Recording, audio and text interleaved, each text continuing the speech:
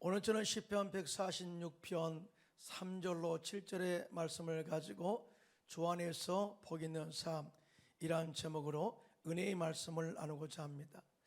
성경에 보면 하나님께서는 택함 받은 하나님의 백성들에게 복 주시기를 원하시는 것을 보게 됩니다. 민수기 6장 24절 이하에 보면 야훼 하나님은 내게 복 주시기를 원하시고 너를 지키시기를 원하며 야훼는 그의 얼굴을 내게 비추사 은혜 베푸시기를 원하며 평강 주시기를 원하신다고 말씀하셨어요. 그런데 복이라는 단어를 가지고 복의 내용을 판단하는 기준도 세상 사람들이 바라는 복과 하나님의 바라시는 복의 개념이 다르다는 것을 알 수 있습니다. 아시다시피 세상 사람들은 사업이 잘 되고 자녀가 잘 되고 모두가 아프지 아니하면 그것이 바로 행복한 가정이라고 평가합니다. 한마디로 말하면 잘 먹고 잘 사는 것, 잘 입은 것 뿐만 아니라 웰빙의 삶을 살면 행복한 삶이라고 정의를 하고 있습니다. 그러나 오늘 본문 시편 146편 5절에 보면 야훼 하나님을 도움으로 삼고 하나님께 소망을 두는 자가 복이 있다고 말씀을 하고 있어요. 여기서 복의 개념은 이 복이란 단어를 보면 히브리어의 아시레라는 단어를 사용하는데 단순히 생활이 잘 되는 것만 말하는 것이 아니라 영적인 축복, 그리고 물질의 축복, 또 자녀가 잘 되는 축복, 그 다음에 권력의 복, 또 건강이 좋아 형통한 복, 이 모든 것이 포함된 복을 아시레 복이라고 말씀을 하고 있어요. 이렇게 말씀하신 것은 예수 믿는 우리가 이 아시레의 축복을 받아 누리기를 원하시는 하나님의 마음이 담겨 있다. 그래서 2022년도 새해는 하나님께서 예비하신 이 아시레의 축복을 받아 누리시기를 예수님의 이름으로 축원합니다. 그러면 주 안에서 구원받은 우리가 아시레의 축복을 받기 위해서는 어떤 삶을 살아야 할까요? 첫째로 우리의 삶에 도움이 없는 인생들을 의지하지 않는 자의 삶이다, 이렇게 말씀을 해요. 오늘 보면 시편 146편 3절로 4절인데요 시작. 귀인들을 의지하지 말며 도움이 없는 인생들을 의지하지 말지니 그의 호흡이 끊어지면 흙으로 돌아가서 그날에 그의 생각이 소멸하리로다, 이렇게 말씀을 하고 있어요. 그러면서 이제 너희는 야곱의 하나님을 자기 도움으로 삼고 자기 하나님께 자기의 소망을 두는 자가 복이 있다라고 이렇게 구체적으로 복받는 비결에 대해서 말씀을 하고 있습니다. 이 세상 사람들이 의지하는 것을 보면 다양하죠. 어떤 사람은 사람을 의지하며 출세를 시도하기도 합니다. 어떤 사람들은 자신의 재능이나 지식을 의지하기도 합니다. 어떤 사람들은 자신이 수고한 업적과 재물을 의지해서 형통하기를 바라기도 합니다. 그런데 오늘 본문에 너희는 귀인들을 의지하지 말며 도울 힘이 없는 인생도 의지하지 말라고 이렇게 말씀을 하고 있어요. 그 이유가 이렇습니다. 그의 호흡이 끊어지면 흙으로 돌아가서 그날에 그의 생각이 소멸되기 때문이다, 이렇게 말씀을 하고 있어요. 한마디로 말하면 우리가 의지했던 이 세상의 것들, 아무리 좋아 보이는 세상의 것들을 할지라도 죽음과 함께 다 사라지기 때문에 이 세상의 것들은 우리가 의지할 대상이 아님을 절대 알라, 분명히 알라, 이렇게 경고를 하고 있는 것입니다. 그러면 우리는 이 세상에 살면서 세상 사람들과 교제하지 말라는 것입니까? 아니, 우리가 예수 믿어서 구원받은 사람이다 할지라도 이 세상에 살면서 사람들과 다양한 관계 속에서 얻어진 인맥이나 자신의 헌신의 노력과 수고로 얻어지는 지식이나 재물이나 권력들을 무시하며 살 수는 없는 거예요. 절대적으로 필요하지. 사도 바울은 우리가 주 안에 있는 하나님의 자녀라 할지라도 세상 사람들과 교제하는 것 중요하다고 생각했어요. 그들께 이 교제가 중요한 게 왜 이유가 뭐냐? 우리가 착한 행실로 말미암아 세상의 빛을 비추어 그들로 말미암아 구원을 받게 할 수 있는 기회가 되기 때문에 그들과 교제하는 것을 경계하거나 꺼리지 말라고 그렇게 권면을 하고 있습니다. 이만큼 세상 사람들과의 교제도 중요하다는 거예요. 그러나 더 중요한 게 뭐냐? 세상 사람들과의 교제에서 그들이 아무리 훌륭하다 할지라도 그들은 우리의 믿음의 대상이 아니라는 거죠. 믿음의 대상이 아니라, 그래서 절대 의지하지 말라. 다시 말하면 세상 사람들은 우리가 의지할 대상이 아니라 전도의 대상이다. 하나님의 자비와 긍휼과 사랑을 전하는 전도의 대상이지 의지의 대상이 아니기 때문에 절대 그들을 의지하지 말고 교제하면서 선한 영향력을 미쳐야 된다라고 이야기를 하고 있습니다. 여러분 이해가 되었으면 아멘 하시기 바랍니다. 본문에 너희는 귀인들을 의지하지 말며 도울 힘이 없는 인생도 의지하지 말지니 하는 이 말씀 가운데 귀인들이 누구냐? 바로 히브리어 보면은 이 비느디빔이라는 단어를 썼어요. 이 비느디빔이라는 단어는 이 귀인들이라는 뜻인데 세상에서 힘 있는 고관들 내지는 세상에서 힘 있는 주권자를 의미하고 있어요. 또 다른 의미에서 귀인들이란 유다와 이스라엘 백성들의 지도자들을 의미하기도 하고요. 또 귀인들의 의미는 더 나아가 이웃의 힘센 나라를 의지한 것을 의미하기도 합니다. 요즘으로 말할 것 같으면 정치적 권력이나 인명을 통한 권세들을 의미하기도 합니다. 그런데 이들을 의지하지 말라고 한 그 이유가 있어요. 왜냐하면 그들은 우리를 도울 힘이 없다. 우리를 도울 힘이 없기 때문에 그렇게 그들을 의지하지 말라고 그렇게 말씀을 하고 있어요. 아니 인맥 좋으면 도와줄 수 있잖아요. 아니 정치적으로도 인맥 좋으면 도와줄 수 있잖아요. 경제적으로 부유한 사람이 가난한 사람 도울 수 있잖아요. 그런데 여기서 도울 힘이라고 말하는 것은 다른 의미예요. 여기서 도울 힘이라는 것은 히브리어로 테슈아인데 구원하다라는 의미를 가지고 기록되어 있어요. 다시 말해서 이런 이 세상의 모든 사람들은 우리를 구원할 능력이 없다. 영적으로 구원할 능력이 없고 저주에서 구원할 능력이 없다.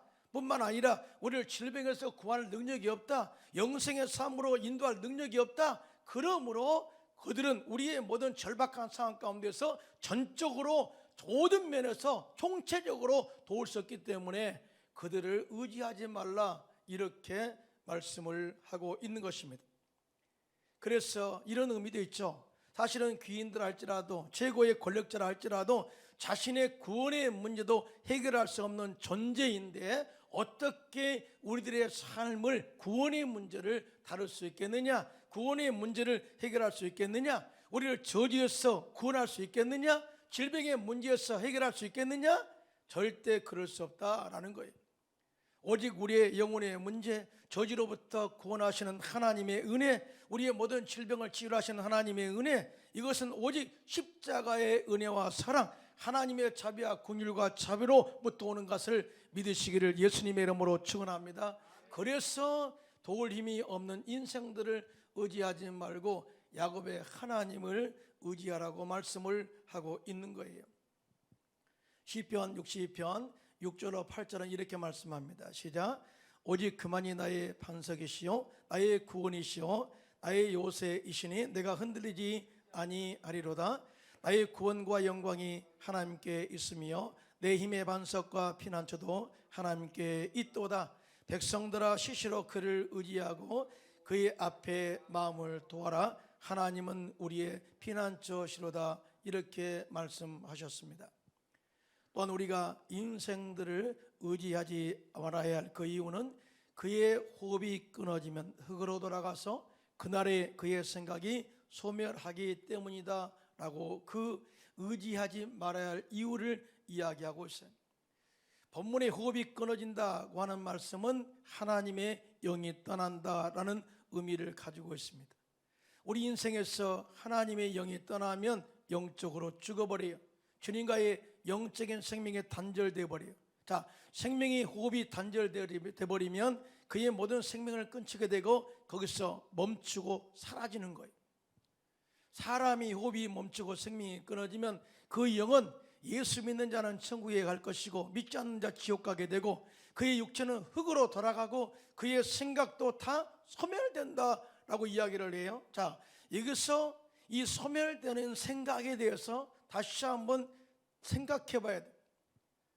그가 육체가 죽으면, 그 사람이 죽으면 그의 생각도 소멸된다라고 하는 이 말씀에서 생각은 히브리어로 에시토나인데요, 생각 또는 계획 또는 목적이라는 의미를 가지고 사용되었어요.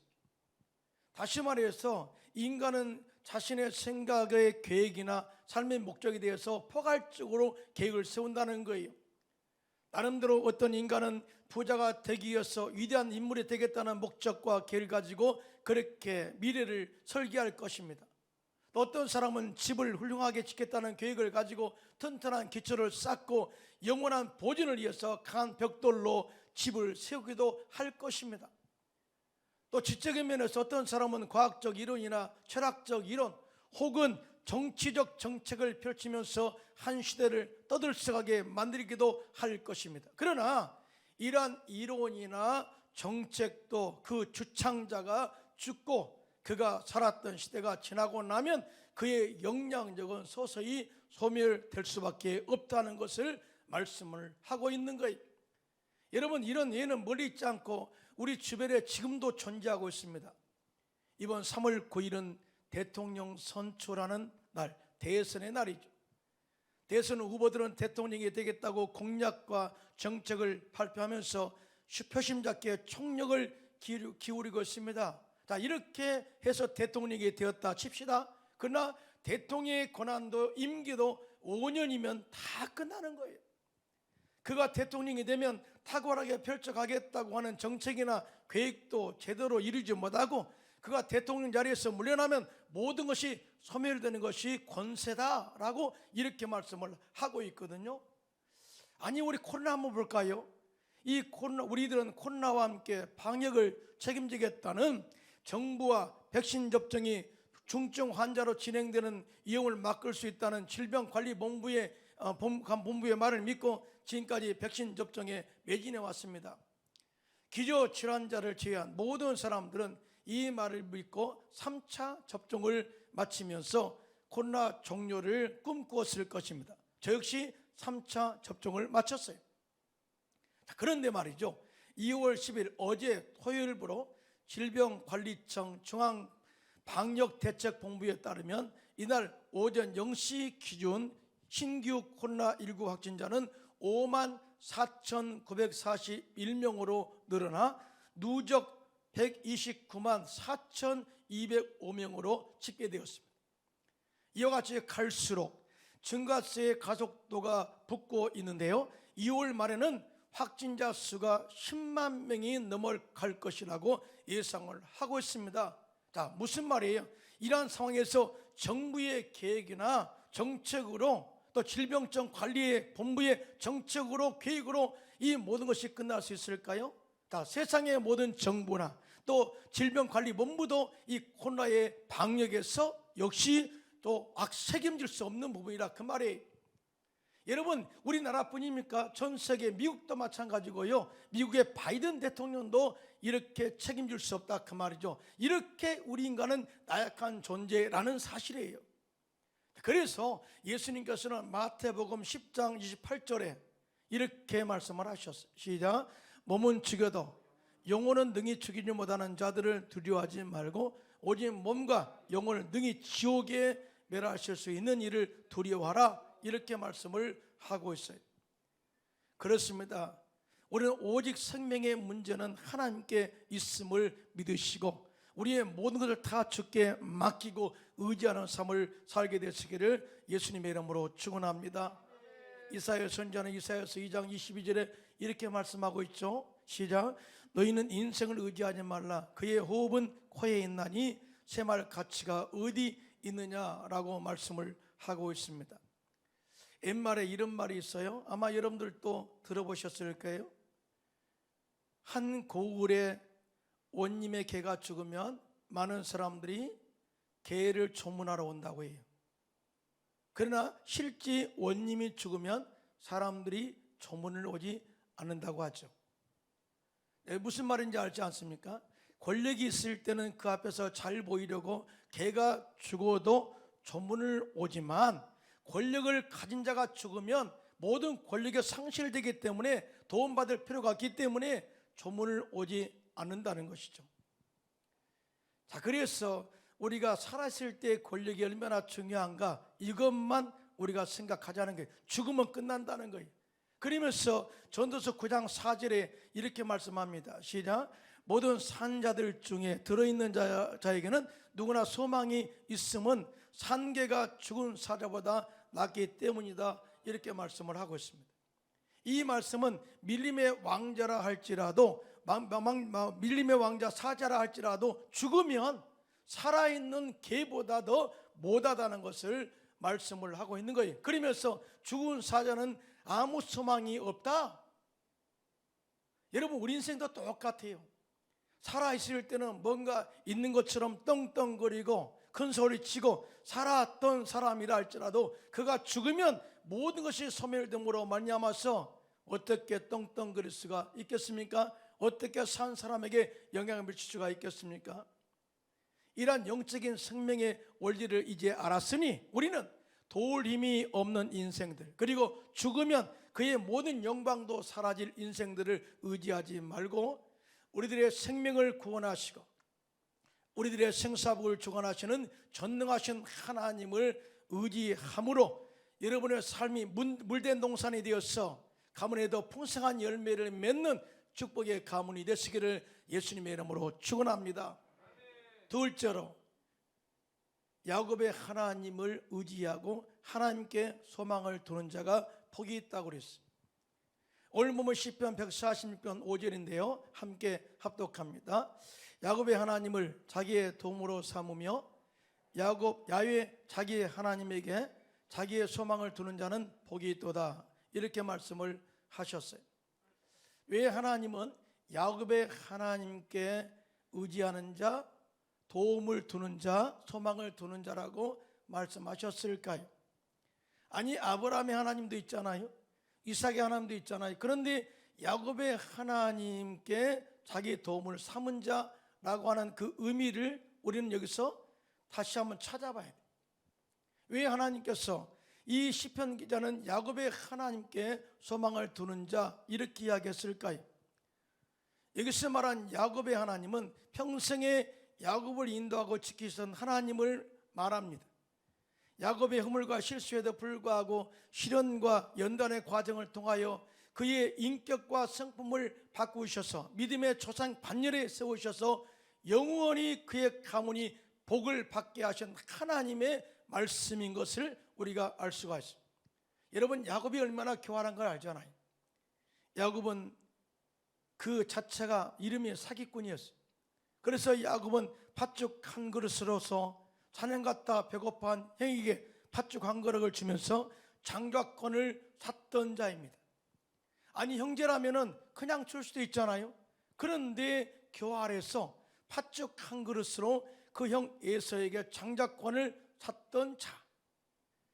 그리고 야곱은 교활하여 아버지 이삭의 노년에 눈이 어두워 앞이 잘 보이지 않을 때 어머니 리브가의 도움받아서 별미를 만들어 그의 아버지의 눈을 속이고 장자의 축복을 가르쳤던 인물이죠. 이 일로 인해서 그의 형 에서가 분노하자 죽음이 두려워 어머니의 도움으로써 그의 외삼촌 라반의 집으로 도망을 하게 되죠. 그런데 놀라운 것은 도망하는 여정 가운데 베델에서 장막을 치고 잠을 청하는데 그곳에 사닥다리 가운데 하나님이 나타나셔요.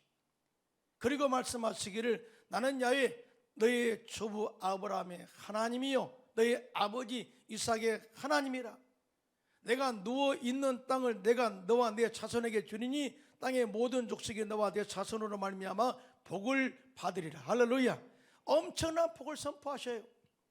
이것을 하나님의 약속하신 축복이지만 선택적 복이라고 말합니다. 내가 너를 지명하여 불렀어. 내가 너를 책임져 끝까지 복의 근원으로 너를 세우겠어. 그러면서 이 축복을 이루시기 위해서 다음과 같은 말을 하시는데요, 말씀을 하시는데 창세기 28장 15절 말씀 함께 크게 합독합니다. 시작.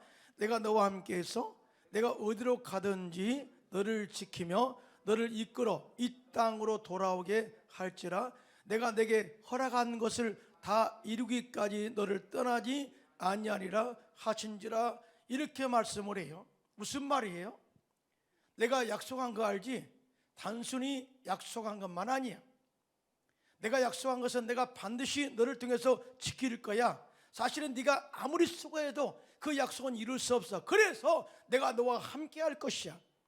네가 어디 가든지 내가 이 축복을 이룰까지 떠나지 않을 거야. 내가 이것을 이루도록 도와줄 거야 하는 엄청난 하나님의 함께 하심의 축복을 선포하게 되죠. 그래서 이 말씀은 단순히 약속에 그치지 않았고 하나님께서는 야곱과 함께 하심으로 그를 보호하시고 지켜주셨습니다. 그리고 외삼촌 라반의 속임수에도 불구하고 하나님께서는 야곱에게 큰 복을 주셔서 가나안으로 돌아오도록 하셨습니다. 그리고 야복강과 나루트에서 인간의 얄팍한 머릿씀을 버리지 않고 끝까지 자신의 머릿씀을 고집하면서 살았던 야곱과 밤새 씨름하죠. 이런 보통 우리 인간이라면 이렇게 생각하잖아요. 말을 듣지 않는 자녀다, 말 듣지 않는 어떤 이 관계에 있는 사람이다. 그러면 내 갈 걸로 가세요. 너 잘해보세요. 끝날 것 아니겠어요? 그런데 하나님은 한번 택함 받은 이 야곱, 하나님 택하신 그 야곱을 끝까지 변화시켜서 훈련시켜서 쓰시기 위해서 밤새 씨름하세요. 밤새. 자, 이렇게 씨름하는 가운데 야곱이 깨어집니다. 자신의 자아를 다 내놓게 됩니다. 자신의 고집을 다 내놓게 됩니다. 자기의 머릿속을 다 내놓게 됩니다. 얄팍한 수작들을 다 내놓게 됩니다. 이렇게 내려놨을 때 하나님이 이렇게 말씀하시죠. 너는 하나님과 겨루어 이긴 자다. 결국 이김은 내가 죽을 때 영적으로 이기는 것입니다. 할렐루야. 내가 모든 것을 내려놨더니 하나님은 네가 나와 겨루어서 이겼다. 그러면서 이제 너는 야곱이 아니라 사기꾼이 아니라 이스라엘로 바뀐다. 이거는 하나님과 겨루어 이긴 자다. 영원한 승리를 보장해 주신 이 하나님께서 주신 이름이에요. 이와 같이 야곱의 생애를 볼 때 야곱의 하나님을 소망하고 의지하라는 그 말씀 속에는 여러 가지 내용이 있겠지만 이렇게 정의할 수 있어요. 자, 야곱의 하나님은 축복의 근원이 되신 줄로 믿습니다. 크게 아멘 합시다.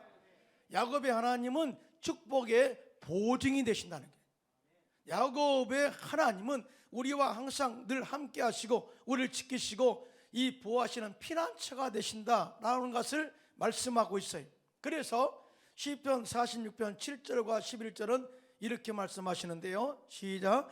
만군의 여호와께서 우리와 함께 하시니 야곱의 하나님은 우리의 피난처시로다 라고 이렇게 기록되어 있어요.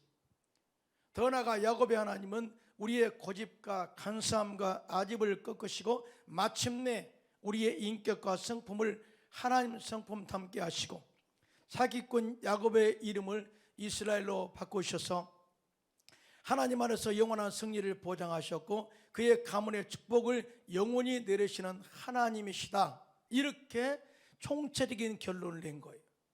그래서 오늘 본문에 이 야곱의 하나님을 자기의 도움으로 삼고 야훼 자기 하나님에게 자기의 소망을 두는 자가 복이 있다고 말씀하신 것입니다.